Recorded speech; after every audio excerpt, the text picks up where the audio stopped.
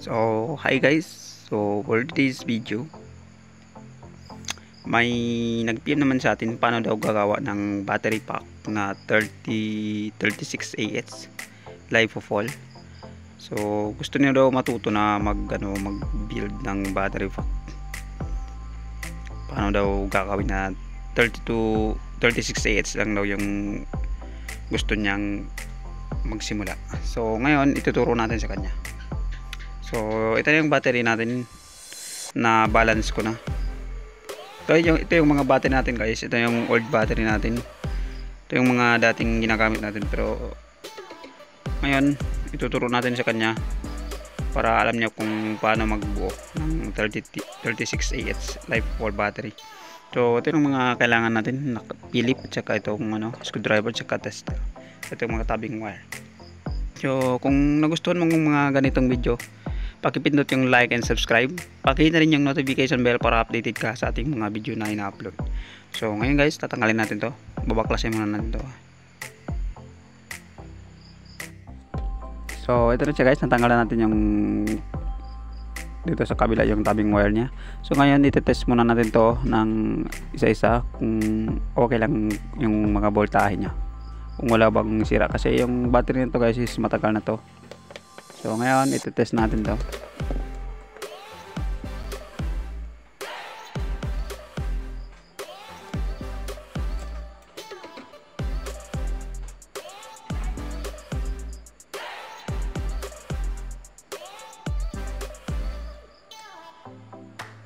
So third, may sira na guys. Ito. May sira na ito.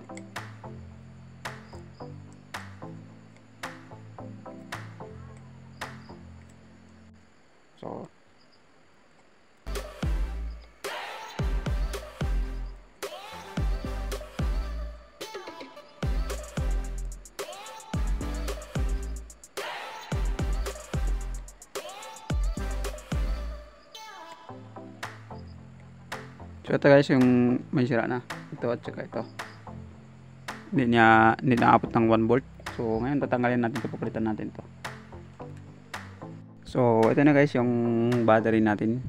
Ito yung 24 pieces na life for battery para gawin natin 36Ah. So yung nasira kanina, pinalitan na natin. So kung makikita nyo, iba yung type ng battery. Ito yung B3. So okay lang yan, wala lang tayong ibang battery. So ito, same lang siya. Ito lang yung iba, isa. Ito yung B3 kasi yung battery na to is B1. So yung pinalit natin sa isa is B3, yung type ng battery. So kasi wala tayong battery, so gagamitin na natin to. So ngayon ituturo natin sa kanya kung paano gumawa ng 36Ah. So para makabuo tayo, yung kailangan natin is 4S. So 1, 2, 3, 4 yung battery holder. Tapos dito 5 parallel. 1, 2, 3, 4, 5. 6 pala. 6 pala guys, sorry. 6. So ngayon i-start na tayo. So sa akin kasi pag nagawa ko, nilagyan ko ng kahoy ganun para hindi gagalaw yung battery natin guys. O kayo na lang bahala kung anong mga technique nyo buo ng battery. So sa akin, nalagyan ko ng kahoy para hindi siya gagalaw. So yung first ilagay natin, pwede naman kahit ano dito, positive or negative. So yung dalawa na to, i-separate muna natin kasi iba yung isa eh. Baka magkamali tayo. So ilalagay muna natin to ganon. Ito yung positive at saka ito yung negative. So ilalagay muna natin to guys, ganon lang. Lagay natin negative lahat yung sa taas, sa line na to. So 6, 1, 2, 3, 4, 5, 6. So sa next natin lagay natin yung taas naman. So sa next natin guys, ito na yung positive. So yung dito yung first, negative lahat pa ganun. So yung susunod natin is positive lahat.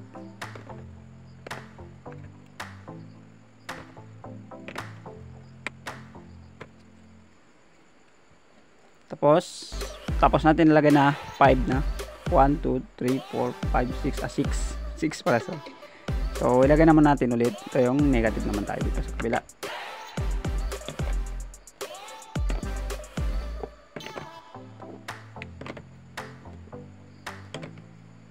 So tapos naman tayo dito. So balik naman tayo sa positive. Ito yung last natin guys. So ito na siya. Yung last natin, ito na 6.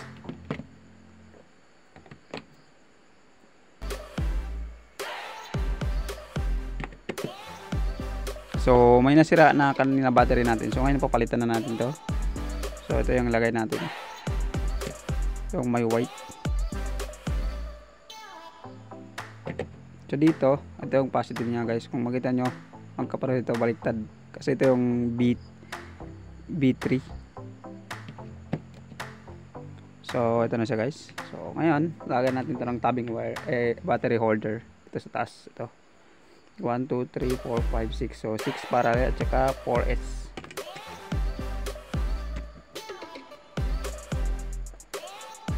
So yung next step natin guys, maglagay tayo ng tabbing wire dito sa taas. So ito, yung sakto. Ito muna yung gagamitin natin. So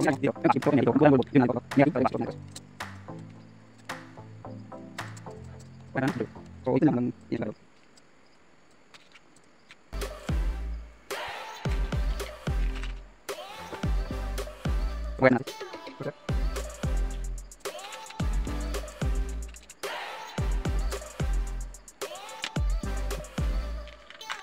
So tapos na tayo dito. So dito naman tayo sa kabila, i-join natin to. So kung makita nyo, ito yung positive at saka ito yung negative. So dito sa paglagay guys, yung dito, ganoon lang. Yung ito, hindi natin talagyan. Doon sa kabila, i-join natin.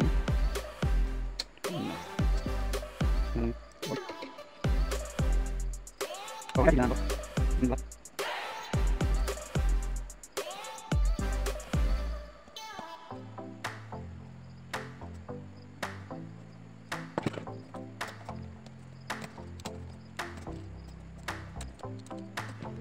So yung next natin guys, doon naman tayo sa kabila. So yung doon sa kabila, dito yung i-join natin.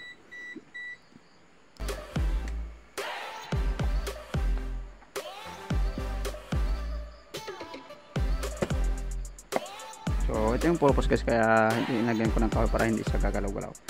So doon sa kabila, dito tayo mag-join. So ngayon, para maging 12 volt siya, yung i-join natin dito naman sa gitna.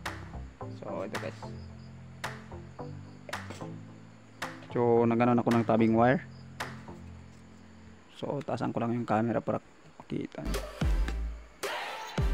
So ito yung i-join natin guys. Pero pag na-join na to, make sure na hindi yan didikit dito, kasi pag dumikit yan dito, naku, magra-round yan. So ingat lang guys. Ganun. So para hindi gagalaw yung tabbing wire, yung gagawin nyo dito, maglagay ko ng bolt dito para hindi siya gagalaw. Baka kasi mapunta pa dito yan. So ilalagay natin to. Gilid naman dito para sure talaga hindi nagagalaw.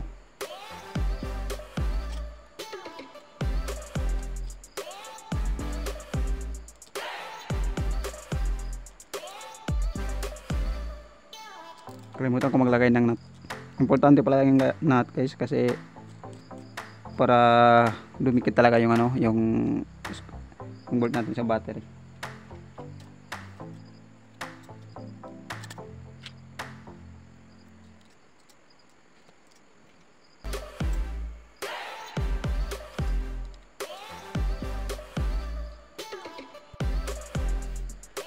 So ito na guys yung tabbing wire natin. So kung makita nyo, putol-putol kasi kinuha ko yung yung natira kanina. So ngayon dugtungan na lang natin to. So dito guys, sa paglagay dito, pag nalagyan na lang dito sa gitna yung tabbing wire, make sure nyo lang na hindi yan didikit dito sa kabila. Kasi example dito, pag maglagay ka dito tapos nakapunta yan dito, naku, magra-rounded yan. Kaya ingat lang kayo sa paglagay ng sa paggawa ng battery pack, kasi nakakasunog yan guys. Ingat lang kayo dito.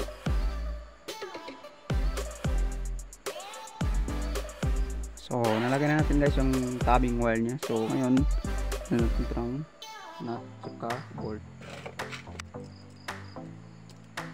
So inuulit ko lang guys pag nagkabit ko ng tabbing wire dito, dapat hindi yan nakapunta dito. Kasi pag nakapunta yan dito, magra-rounded yan. Kasi ito yung positive. Ito yung positive niya, ito yung negative. Ito yung main negative natin. Tapos dito yung main positive natin.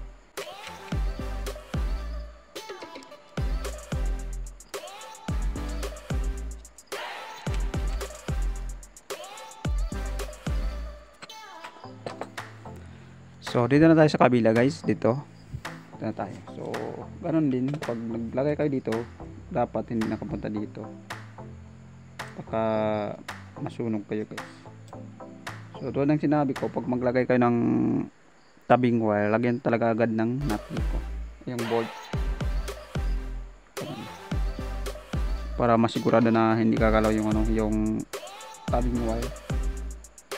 So maglagay tayo dito, kasi yung ito kudugtungan pa natin to, kasi may yung natin kinuha natin yung puto kanina para hindi sayang, kasi pang testing lang na natin to. So ito yung kukunin natin, wala tayong single double lahat ang nabili natin.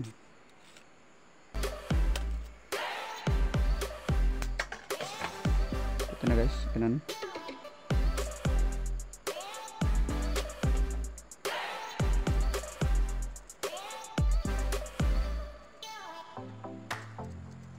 So tapos na tayo dito guys. So ngayon hihigpitan natin to, yung bolt nya. So ito yung main positive na negative natin. Ito yung main positive natin. So ngayon higpitan mo natin to bago natin i-tester.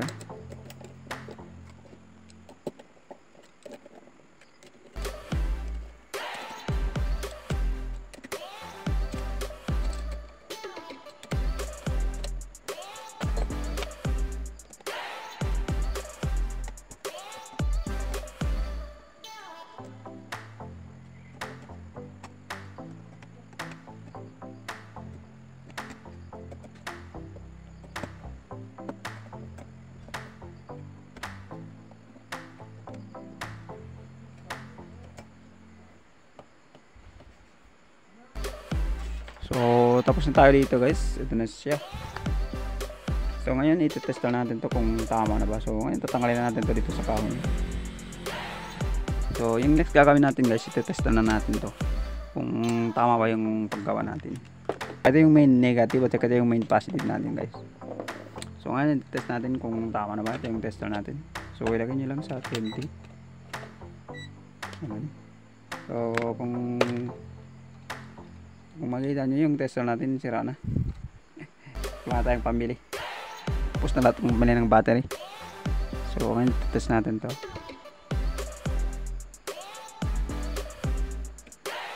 So kung makita nyo guys, doon sa tester natin is tama na. So 12.9 kasi low bat to hindi pa natin na charge. So baka mamayang gabi i-charge natin to. So ganun lang yung paggawa ng 36AH battery pack. So ganun lang yung paggawa ng 36AH LiFePO4 battery. So sa nagtatanong sa akin, ganun lang yung paggawa. So yung susunod natin guys is magkabit tayo ng BMS. So ilalagay muna natin yung wire ng BMS natin guys dito. So yung first hanapin natin ito yung negative. So ilalagay natin ito dito para malaman nyo kung paano maglagay ng BMS sa 36AH. So ilagay natin to. So pwede din kayo guys gumamit ng ng terminal ito para malagay natin ito, pero sa akin for tutorial purpose, para alam lang na nagtatanong sa atin, hindi natin gagamitan kasi para madali tayo. So ilagay natin ng ganun dito lang pagkabit. Pwede kayo mag solder guys kung marunong kayo, pwede rin. So kakabit natin to kung tama ba. So yung next natin dito naman sa kabila ito. So ilalagay natin to dito. So ilalagay natin dito guys yung kasunod sa black. Ito yung black, ito yung doon sa negative natin. So ito yung kasunod nya. So ilalagay lang natin dito.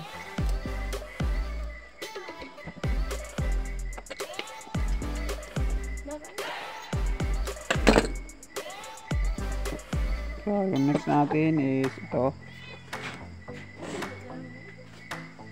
So ilagay naman natin dito.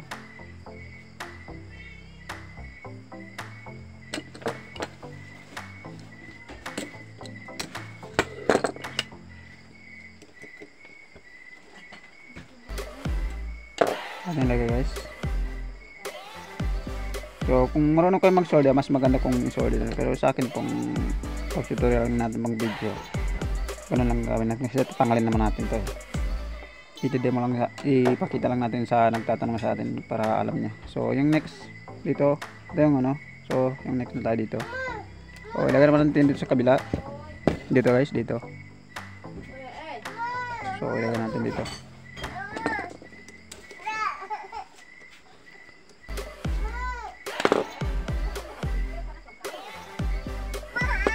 Ulang natin para dapat na tayo.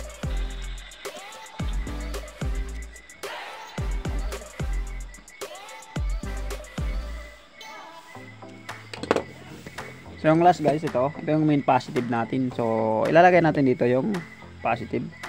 Yung last ito dito.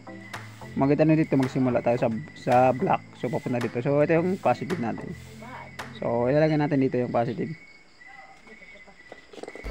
So mas maganda ko to guys pag lalagyan nyo ng terminal para limpid talaga siya. Pero ngayon ito lang gagamitin natin kasi babaklasin naman natin to. Pagkita lang natin sa nagtatanong sa atin. So tapos na tayo dito guys. So yung next natin ilalagay natin yung karugtong ng BMS, ilagay natin dito sa negative. Ito yung BMS natin guys, ito.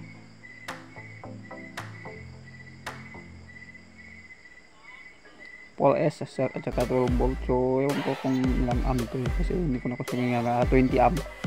So ilagay lang natin dito guys. So sa paglagay ng ano, ito ang ilagay nyo dito. Color blue yung ilagay natin dito sa negative. Kasi dito tayo kukuha ng main negative niya. Saka dito yung main positive niya.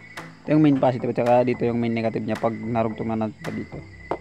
So ilalagay lang natin. Para matest lang natin guys kung gagana ba talaga to. So ilagay natin.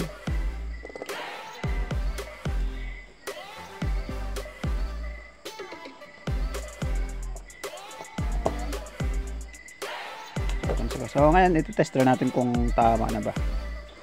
So kung makikita nyo, ito yung main ng negative natin. So kuha ko ng tester guys. So ngayon guys ilalagay na natin yung BMS. So sa paglagay ng BMS dito lang ipasok nyo lang, may arrow naman dyan ito. So guys ipasok lang natin ganon. So ngayon ito-tester natin kung tama ba yung paglagay natin. So ito yung main, dito tayo kukuha ng negative dito sa karugtong ng BMS. So ilalagay na natin to. Tama ba? So ilagay natin to guys. So yung next natin ito, ilagay natin dito yung ito yung positive natin at ito yung negative natin. So ito-test natin kung tama ba. So kung makikita nyo guys is 12.9 na siya. Yo, ibig sabihin tama na yung paglagay natin. So ito na siya guys. So kung nagustuhan mga ganitong video, pag-ipindot yung like and subscribe. Pakihit na rin yung notification bell para update ka sa ating mga video na ina-upload. So hanggang dito lang tayo guys. Thank you for watching.